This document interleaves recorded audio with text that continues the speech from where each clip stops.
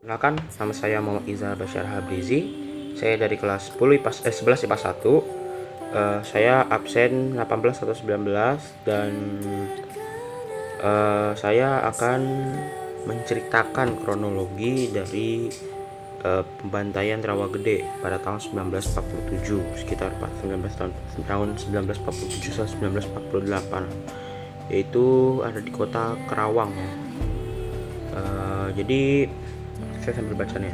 Jadi peristiwa pembantaian pendudukan Kampung Rawagede itu sekarang itu ada di Bolongsari, Rawamerta, Karawang sekarang itu, di antara Karawang dan Bekasi, oleh tentara Belanda pada tanggal 9 Desember 1947 sewaktu melancarkan agresi militer pertama.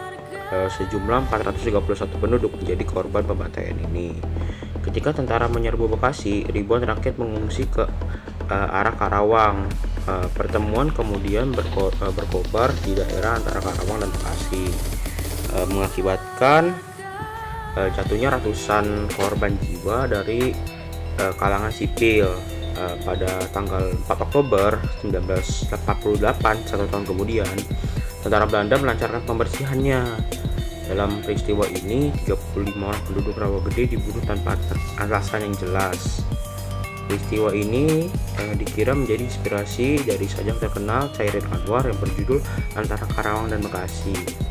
Tetapi ternyata dugaan tersebut tidak terbukti. Pada 14 September 2011, Pengadilan Den Haag menyatakan pemerintah Belanda harus bertanggung jawab dan membayar kompensasi bagi korban dan keluarganya. Lanjut untuk jalan peristiwanya. Untuk jalan peristiwanya di Jawa Barat, sebelum perjanjian Renville ditandatangani, tentara Belanda dari Divisi 1, juga dikenal sebagai Divisi 7 Desember, melancarkan pembersihan unit pasukan TNI dan laskar-laskar Indonesia yang masih mengadakan perlawanan terhadap Belanda. Pasukan Belanda yang ikut ambil bagian dalam operasi di daerah Karawang adalah Detasemen 3-9 RI, ya, Republik Indonesia 3-9. Itu kayak batalion gitulah. Pasukan para Company dan 12 Guinea Company, yaitu Brigade cadangan dari pasukan para dan DST atau Depot Special Troepen. Sekitar 130.000 tentara Belanda dikirim ke bekas Hindia Belanda. Sekarang Indonesia dalam operasinya di daerah Karawang, tentara Belanda memburu Kapten Lukas Kustario, ya, itu pak kaptennya Indonesia mungkin ya, komandan Kompi Siliwangi, kemudian menjadi komandan batalion Tajimalela, yaitu Brigade 2 Divisi Siliwangi, yang berkali-kali berhasil menyerang patroli dan pos-pos militer Belanda di wilayah Rawagede. Juga berkeliaran sebagai laskar, bukan hanya pejuang Indonesia, namun juga gerombolan pengacu dan perompak. Pada 9 Desember 1947, sehari setelah perundingan Renville dimulai, tentara Belanda di bawah pimpinan seorang mayor mengepung dusun Rawagede dan menggeledah setiap rumah. Namun mereka tidak menemukan sepucuk senjata pun. Mereka kemudian memaksakan seluruh penduduk keluar rumah masing-masing dan mengumpulkan di tempat yang lapang.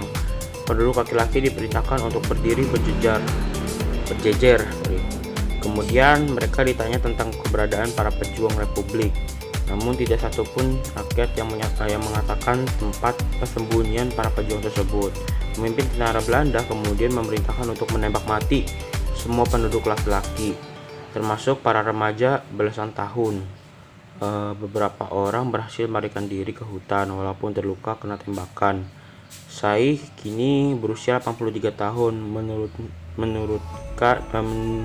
menuturkan bahwa dia bersama ayah dan para tetangganya, sekitar 20 orang jumlahnya, disuruh berdiri berjejer.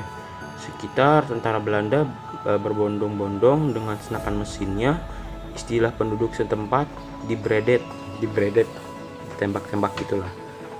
Ayahnya yang berdiri di sampingnya tewas kena tembakan. Dia juga jatuh kena tembakan di tangan ya. Tetapi dia pura-pura mati. Ketika ada kesempatan, dia segera melarikan diri. Hari itu tentara Belanda membantai 431 penduduk Rawagede tanpa ada pengadilan, tuntutan ataupun pembelaan. Seperti di Sulawesi Selatan, tentara Belanda di Rawagede juga melakukan eksekusi di tempat, atau bahasa Belandanya strategic execution.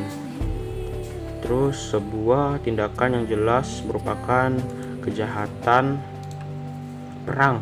Diperkirakan korban pembantaian lebih dari 431 jiwa. Karena banyak yang hanyut di bawah sungai yang banjir karena hujan deras. Seorang veteran tentara Belanda yang tidak mau disebutkan namanya di desa Wamel, sebuah desa di provinsi Gelderland, Belanda Timur, mengirim surat ke bata korban perang sebagai berikut. Dari arah Rawagede, tentara Belanda ditembaki, maka diputuskan untuk menghajar desa ini untuk dijadikan pelajaran bagi desa-desa lain. Saat malam hari, Rawagede dikepung. Mereka yang mencoba meninggalkan desa dibunuh tanpa bunyi, seperti tenggelam. Kepala mereka dihantam dengan popor senjata dan lain-lainnya. Jam 5:30 pagi, ketika mulai siang, desa ditembaki dengan mortir. Mortir itu kayak sejumlah rudal, tapi kayak dia tuh masih kayak basoka gitu, tapi basoka tanam, jadi kayak gitu, mortir gitulah. Setelah desa dibakar, tentara Belanda menduduki wilayah itu. Penduduk desa yang tersisa lalu dikumpul jongkok dengan tangan melipat di belakang leher. Hanya sedikit yang tersisa. Belanda menganggap Rawagede telah menerima pelajarannya. Semua lelaki ditembaki mati oleh pasukan yang dinamai Angkatan Darat Kerajaan.